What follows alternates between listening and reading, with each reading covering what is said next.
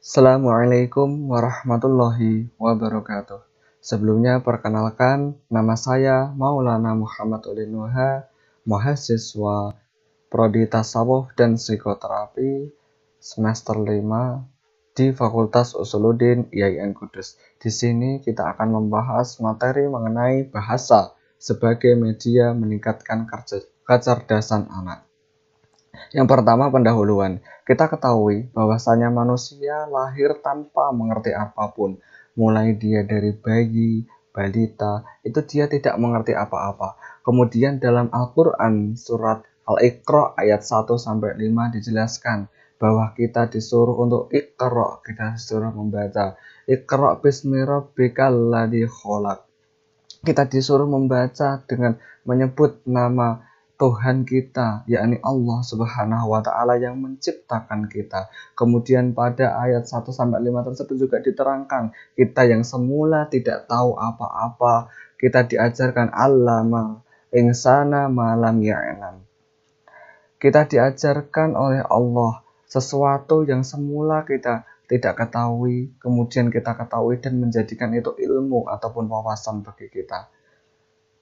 Untuk memahami sesuatu haruslah dengan memakai bahasa. Kemudian nantinya bahasa tersebut menjadi komunikasi. Karena tanpa adanya bahasa, kita tidak akan memahami sesuatu tersebut. Untuk menyampaikan bahwa contohkanlah, ini laptop, ini HP, ataupun ini suatu benda yang dikehendaki itu dengan penyampaiannya dengan menggunakan bahasa. Kemudian bahasa tersebut ketika terjadi pertukaran bahasa antar pihak, maka itu menjadi suatu komunikasi yang tujuannya untuk menyampaikan informasi ataupun menyampaikan suatu pernyataan yang bertujuan untuk memahamkan isi kehendak si penyampai pesan kepada si penerima pesan. Otak anak kita pahami bahwasanya seperti spons atau disebut sebagai massa absorbed mind, mudah menyerap melalai panca indera, kognisi, dan juga bahasanya. Oleh sebab itu, ketika pada masa anak kecil itu diajarkan, diberikan sesuatu yang positif. Karena apa? Pada masa tersebut merupakan masa keemasan, masa gemilang, masa ibaratnya itu seperti spons. Ia mudah menyerap apapun melalui panca inderanya, ia mudah mengingat apa yang dia lihat, ia mudah mengingat apa yang dia dengar. Kemudian kognisinya juga berkembang sangat pesat, kemudian bahasanya juga. Oleh sebab itu, nantinya ketika kita mengajarkan anak komunikasi di lingkungan yang tepat, maka feedbacknya juga akan baik. Namun ketika kita mengajarkan anak tersebut dengan bahasa yang tidak santun, bahasa yang kasar, tidak ramah, maka anak tersebut nantinya ketika dewasa ia juga akan seperti itu, akan menimbulkan kekerasan, ketidaksopanan, dan ketidakramahan. Karena apa? Anak bersifat imitatif ataupun mudah meniru. Di masa kecil ia diajarkan apa oleh kedua orang tuanya, maka di masa besarlah itu yang ia akan terapkan. Seperti itu. Kemudian kita masuk pada perkembangan bahasa pada anak. Pada bayi berusia 0-6 bulan, ia menangis. Karena apa? Menangis merupakan suatu cara seorang bayi untuk mentransfer keinginannya pada sekitar. Ia ingin makan, ia ingin berak, ia ingin ke kamar mandi, ia ingin diambilkan suatu mainannya. Ia transfer keinginannya tersebut melalui bahasa, namun ia belum bisa berkata, ia hanya bisa menangis. Kemudian orang yang di sekitarnya memahami apa maksud yang dikehendaki oleh bayi tersebut. Kemudian diambilkan dan bayi tersebut bisa diam dan tidak menangis kembali. Kemudian hal tersebut berkembang pada usia 2-3 tahun. Disebut juga masa coing ataupun mengoceh. Bayi mulai menunjukkan ucapannya walaupun ucapannya belum terstruktur, belum sangat-sangat kompleks. Seperti contoh ketika bayi ingin meminum susu, ia hanya menyebutnya cucu, cucu, ataupun biasa disebut dengan tutu, tutu. Namun biasanya orang tua memahami maksud kehendak si bayi tersebut, yakni bayi menginginkan sebuah susu, ataupun bayi menginginkan sebuah mainan dengan menyebutnya nanan, nanan, ataupun apa. Kemudian hal tersebut berkembang kembali karena apa? Otak manusia pada bayi tersebut pada pendahuluan tadi dijelaskan, ia mudah menyerap bahasa melalui panca indera, melalui kognisinya yang berkembang sangat pesat. Pada usia 6 sampai dengan 8 tahun disebut juga masa babbling ataupun senang berceloteh dan mengeja kata. Pada saat ini bayi telah mulai rangkap, telah terstruktur dan mulai sangat-sangat kompleks dalam penyebutannya. Yang dahulu ia sebutkan Toto, Toto ingin susu, kemudian ia mulai menyusun bahasanya. Ibu, saya ingin susu. Ibu, saya ingin berak. Ibu, saya ingin mainan saya yang di sana. Tolong ambilkan. Nah, bahasanya itu mulai terstruktur. Sedikit demi sedikit bahasa bayi akan mulai berkembang pada fase anak hingga sempurnanya, yakni pada usia sekitar 8 sampai dengan 12 tahun. Kemudian bahasa tersebut berkembang lagi lebih jauh hingga menjadi bahasa komunikasi. Hingga antar anak dia saling berkomunikasi, menyampaikan maksud, tujuan, keinginan, ataupun pernyataan seorang anak dengan anak yang lain, seorang anak dengan orang-orang di sekitarnya. Orang-orang di sekitarnya pun mulai paham apa maksud dan kehendak anak berbicara, apa maksud kehendak anak berkomunikasi menggunakan bahasa yang sudah mulai terstruktur, sudah mulai kompleks tersebut. Menurut Lev Vygotsky, seorang psikolog Rusia, menyatakan bahwa meningkatnya kemampuan bahasa pada anak sangat bermanfaat untuk keterampilan ataupun untuk kemampuan berpikir kritis dan terampil. Ketika kemampuan bahasa, kemampuan anak dalam mengucapkan itu sangat-sangat meningkat, maka hal tersebut nantinya akan bermanfaat pada anak untuk kemampuan berpikir kritisnya, untuk kemampuan terampil, entah itu terampil dalam hasta karya ataupun terampil dalam penyampaian suatu maksud, suatu informasi yang dapat memahamkan orang lain. Kemudian disinilah peran orang tua dalam meningkatkan bahasa pada anak sangatlah penting. Karena apa? Al-Madrasatul Ula, bahwasanya seorang ibu merupakan sekolah ataupun pendidikan pertama bagi seorang anak. Yang dijumpai seorang anak pada saat ketika lahir, ia adalah seorang ibu, kemudian berkembang pada suatu komunitas yang agak besar, yakni keluarga. Oleh sebab itu disinilah peran orang tua dalam meningkatkan bahasa pada anak. Orang tua adalah lingkungan pertama bagi anak yang mengajarkan berbagai hal yang baru. Oleh sebab itu hendaknya nantinya ketika kita menjadi orang tua, kita ajarkan kepada anak kita suatu hal-hal yang baik. Ketika dia salah pada tahap parenting, pengasuhan, ketika dia salah, kita ingatkan, kita benarkan, kita berikan contoh kepada dia mana perbuatan yang baik dan mana perbuatan yang buruk.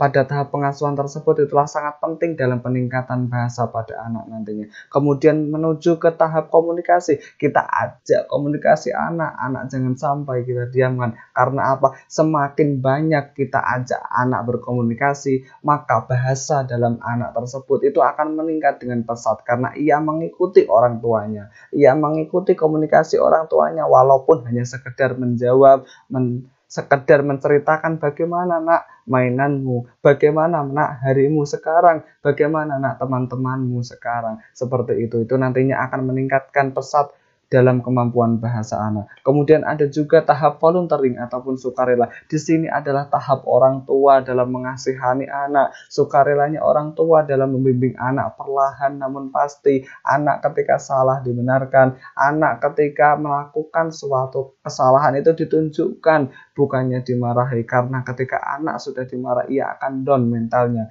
Kemudian ketika ia down mentalnya, ia tidak akan mau melakukan suatu perbuatan itu lagi.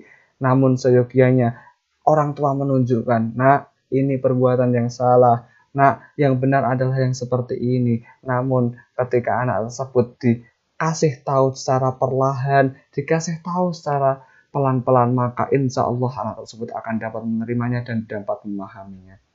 Kemudian masuk ke tahap learning at home, belajar di rumah. Anak mempelajari segala hal di rumah. Ini adalah ayahku, ia yang mencarikan nafkah untuk kebutuhan keluarga. Ini adalah ibuku, orang yang merawat aku dari kecil hingga sampai dewasa. Orang yang mengajarkan aku mengeja huruf A, B, C, mengajarkan aku satu huruf alif, ba, ta, sa, dan kemudian aku dapat membaca, dapat memahami segala hal yang ada di dunia hingga sampai sekarang ini.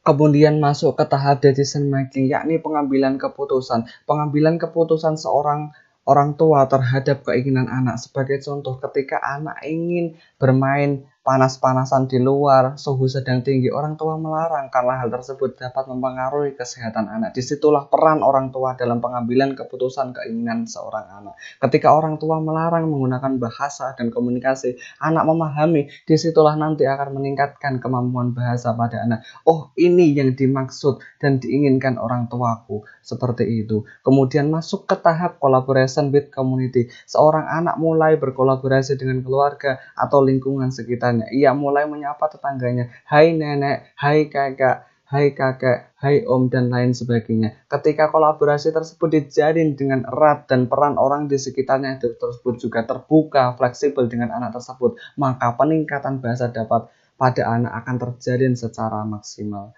Untuk meningkatkan bahasa pada anak juga dapat menggunakan cara respect for the views of the child, yakni kita memperhatikan, kita mempertimbangkan, kita mendengarkan pendapat dari seorang anak. Seorang anak ketika mengemukakan pendapat sebagai contoh, ya aku kok ingin kamarku dibuat seperti ini. Seorang orang tua itu menghargai, oh gitu ya nak, berarti kamu ingin kamarmu dibuat seperti ini, tapi nanti ya Bapak akan mencari dana terlebih dahulu, sebagai contoh seperti itu. Ketika anak diperhatikan pendapatnya, ketika dihargai, maka anak tersebut akan menganggap bahwa dirinya tersebut berguna, dirinya tersebut dianggap di keluarga dan bukan menjadi seorang anggota keluarga yang pasif.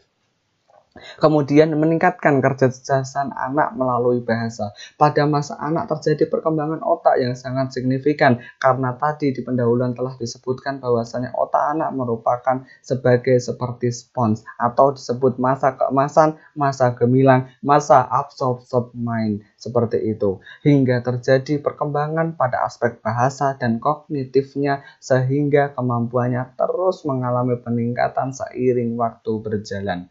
Ada tahap bercerita, kita mengajak anak bercerita melalui storytelling, kita menceritakan suatu kisah-kisah legenda, dongeng, wali songo, ataupun ulama-ulama sufi. Yang tujuan orang tua adalah apa? Memberikan pembelajaran melalui suatu cerita yang menarik sehingga anak mudah memahami. Dan anak akan berkomentar melalui bahasa, oh seperti itu ya, ternyata kisah-kisah bagus sekali, aku suka, dan lain sebagainya. Kemudian ada juga tahap bermain. Kita ajak anak kita bermain suatu permainan yang dapat mengasah kreativitasnya, dapat mengasah suportivitasnya dan kooperatif, cara anak berkomunikasi dengan orang lain. Sebagai contoh, kita ajak anak kita bermain bulu tangkis, sepak bola. Nantinya dia akan memahami, oh jadi seperti inilah dalam suatu permainan akan menimbulkan suatu pembelajaran yang berkesan keindahan. Kemudian ada juga tahap komunikasi, yakni seorang orang tua mengajak anak tanya jawab yang singkat. Jangan tanya jawab yang sangat-sangat rumit, tapi tanya jawab yang singkat, sekedar bertanya, nak, bagaimana harimu kali ini? Nak, bagaimana pendapatmu tentang boneka yang ayah belikan kemarin? Dari pertanyaan tersebut, maka anak akan memicu pembicaraan bahasa. Oh, boneka ini saya sangat suka ya. Terima kasih telah memberikanku suatu hadiah, suatu reward atas atas keaktifan seorang anak dalam suatu keluarga. Sebagai contoh seperti itu. Kemudian tahap menyanyi. Ketika seorang anak menyanyikan suatu lagu, ia akan memahami setiap lirik, setiap teks yang ia dendangkan, yang nantinya itu akan mempercepat daya laju kecerdasan anak melalui bahasanya. Kesimpulan apa yang dapat kita ambil, yakni kecerdasan lain yang dimiliki anak ketika aspek bahasanya bagus, yaitu nantinya anak akan dapat cerdas dalam mengelola ataupun memanage dirinya di kemudian hari. Anak adalah pembelajar yang handal. Oleh karena itu, orang tua dan lingkungan memiliki peran yang sangat vital, sangatlah penting dalam mengembangkan bahasa secara optimal pada diri anak. Dalam suatu makalah dalam bahasa Inggris diucapkan, children see, children do, and learn. Children are great imitators, so give them something great to imitate. Yang berarti apa yang anak lihat, maka akan anak lakukan, kemudian ia akan mempelajarinya. Oleh sebab itu, berilah sesuatu contoh yang bagus pada anak, karena anak adalah seorang peniru yang handal, pembelajar yang handal. Ketika kita memberikan suatu contoh kebaikan, suatu contoh perilaku yang baik, ucapan yang baik, maka hal tersebut akan ditiru pada anak. Begitu pula sebaliknya.